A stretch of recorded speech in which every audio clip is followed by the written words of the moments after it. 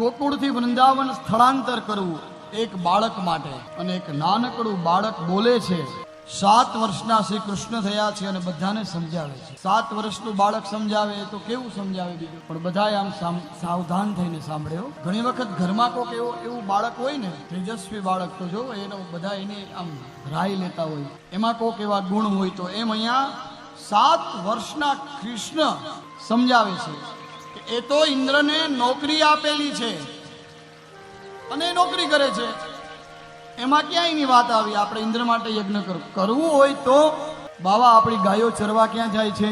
ગિરિરાજજીની તળેટીમાં. આપણી રક્ષા કોણ કરે? ગિરિરાજજી. તો બાવા આપણે એની પૂજા કરવી જોઈએ કે નહીં? બધાએ કીધું હા, તરત જ. અને યાદ રાખો વહાલા શ્રોતા મિત્રો, એ પહાડી ઇલાકો છે.